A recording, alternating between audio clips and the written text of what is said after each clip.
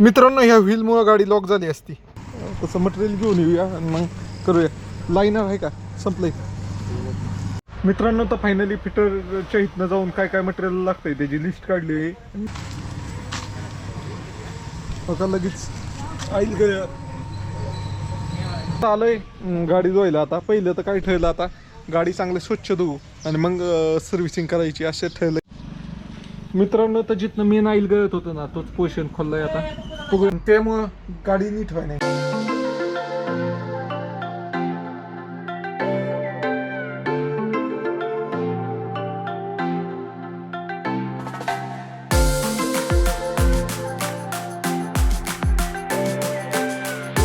मित्रांनो तर आपल्या नवीन ब्लॉगमध्ये तुमचं स्वागत आहे. तर आजच्या ब्लॉगमध्ये आपण जाणार आहे गाडीची सर्व्हिसिंग करायला. म्हणजे गाडी आल्यापासून गाडीचं आपण काहीच काम केलं नाही. ऑइल लय गळतं आहे त्याचं.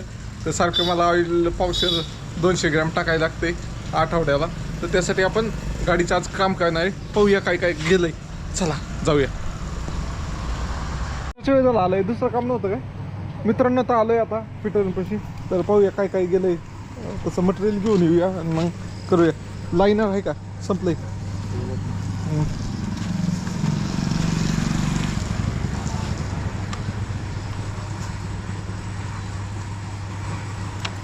पाहते फिटर काय होते काय नाही काय गेलंय.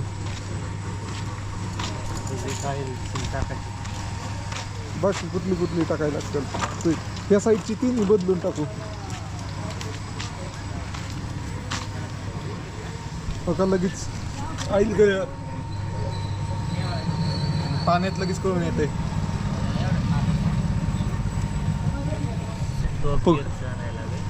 बघूया आता, थांबा सांगतो तुम्हाला नंतर ना. बघतो आम्ही अगोदर.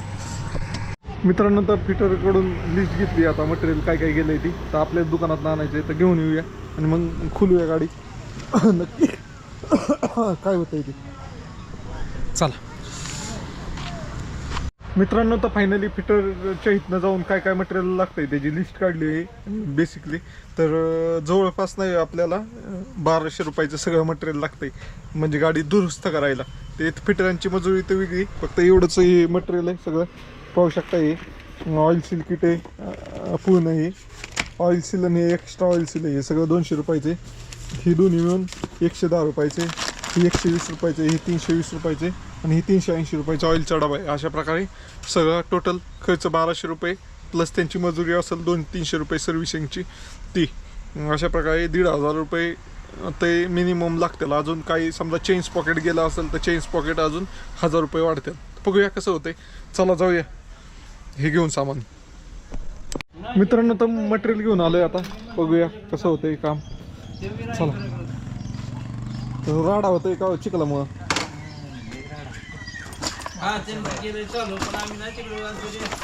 चेन कवर लगेच पाहिला तोपर्यंत असतो.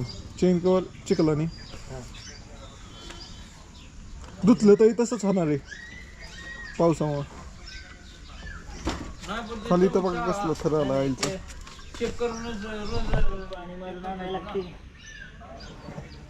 आणायची का? मित्रांनो लईच राडा झालाय आईलनी सगळा. हे सगळं हे पार्ट सगळं आईलनीच बांधलेला आहे.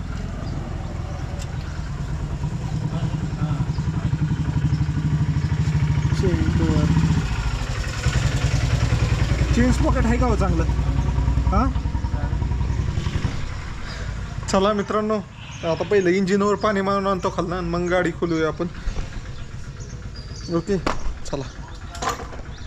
हा लागाय मित्रांनो तर आलोय गाडी धुवायला. आता पहिलं तर काय ठेवलं, आता गाडी चांगली स्वच्छ धुवू आणि मग सर्व्हिसिंग करायची असे ठेवलंय.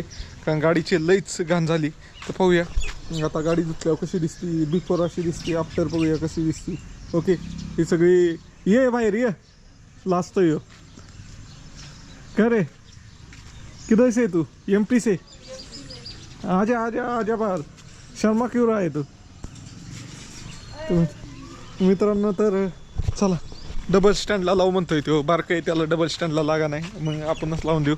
अशा प्रकारची MP मधनं इथं आल्यात. मित्रांनो गाडी खालनं लय खराब झाली होती त्या मित्रांनो. तर परत आंघोळ घालतोय गाडीला. अरे नीचे से बहुत बढ़िया तरीके से मारो उसको, बहुत गंदगी है नीचे से, ऑयल लगा है ऑयल।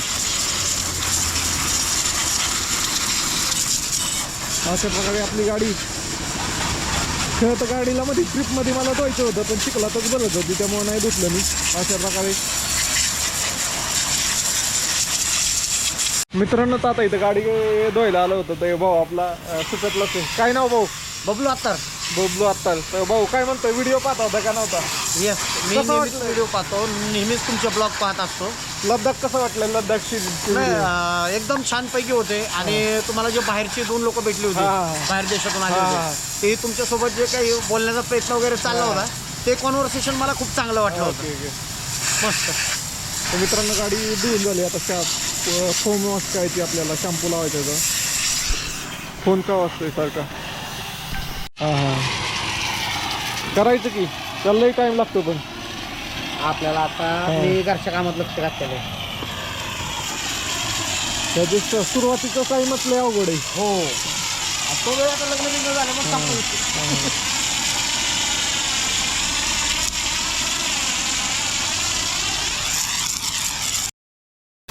मित्रांनो तर फायनली गाडी धुवायची चालली। ये क्या हुआ है भाई, इसका पेंट क्या लगा है, क्या हुआ है?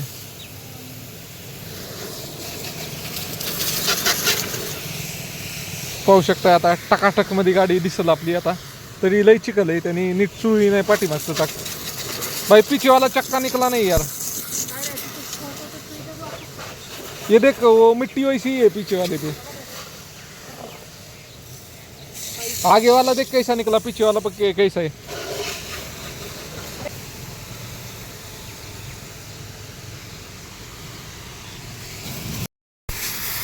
मित्रांनो तर फायनली गाडी धुवून झाली आपली, सगळ्याचे शेवटी फिटणी कुठं कुठं राहिले ते सगळं पाण्यासाठी आले होते, तर लई जागेवर घाण राहिली होती म्हणले, मग त्यांनी स्वतःनी धुतली। पोरगाय शिकतोय अजून।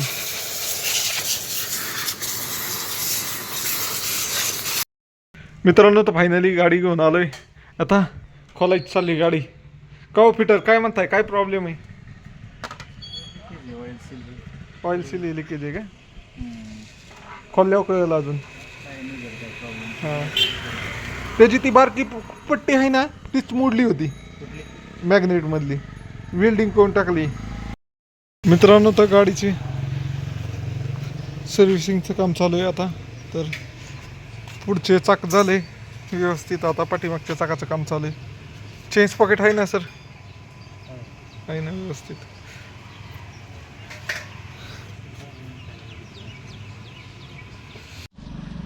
मित्रांनो तर जिथनं मेन ऑइल गळत होतं ना तोच पोर्शन खोललाय आता, बघूया ऑइल सील बदलले होता होतंय का नीट, तर चला बघूया।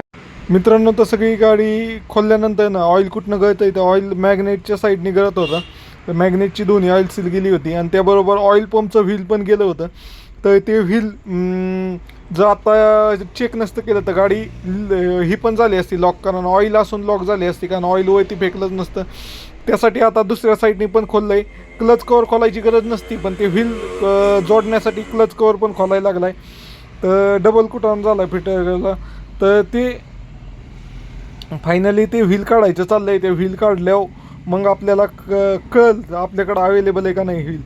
तर मित्रांनो तर ते व्हील काढलं आहे, तर व्हीलचं काय झालं आहे, तो मधला पोर्शन आहे ना तो निघून येतो आहे हातात, म्हणजे ते एक जीव असतं पण ते हिटनी एवढं झालं आहे की त्याच्यामधला आतला डिस्टन्स आहे ना तो बाजूला निघतो आहे आणि व्हील मोकळंच होतं आहे अशा प्रकारे।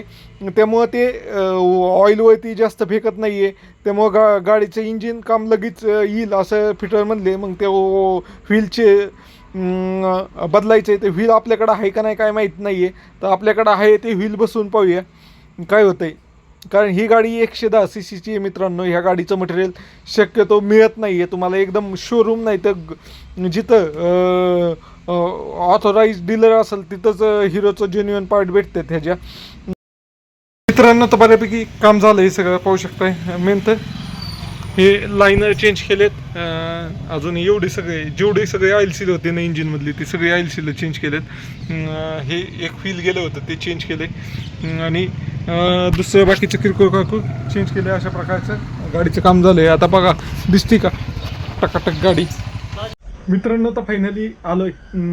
गाडीचं काही झालं माहिती का, एक प्रॉब्लेम झाला त्यामुळे गाडी फिटायच्या इथेच लावली.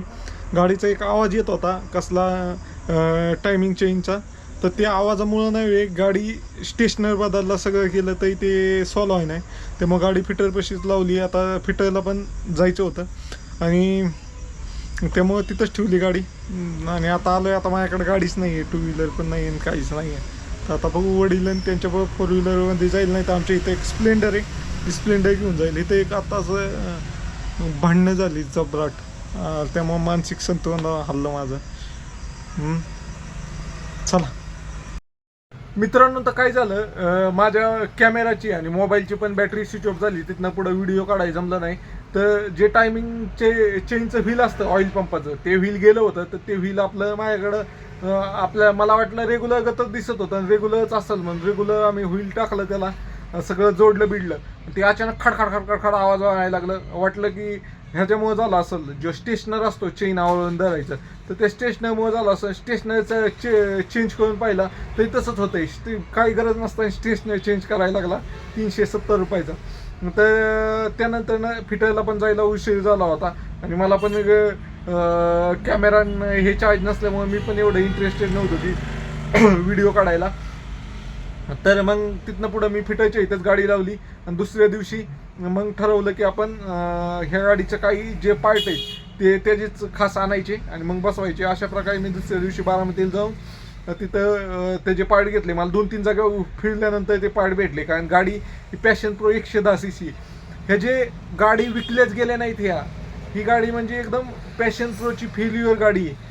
तर या गाड्या लोकांना पसंत आल्या नाही, इंजिनचा पण प्रॉब्लेम आहे. अशी गाडी घेऊन तुमच्या भावाने एवढा सगळा प्रवास केलाय. तर अशा प्रकारे मग दुसऱ्या दिवशी मी सगळं सामान आणलं, गाडी दुरुस्त पण झाली. ती तुम्हाला पुढच्या ब्लॉगमध्ये पाहायला भेटेल. आता काय झालंय, माझ्या मागे एक काम लागलंय दुसरंच व्हिडिओचं, तर तो व्हिडिओ फायनल झाला ना मग रेग्युलर ब्लॉग येतील. ते चला, ते पण कळेल तुम्हाला पुढच्या ब्लॉगमध्ये काय काम आहे. तोपर्यंत सबस्क्राईब करा. पुढचा ब्लॉग ह्याच्यापेक्षा भारी आणि लवकरच आपण नवीन ट्रिपला जाणार आहे.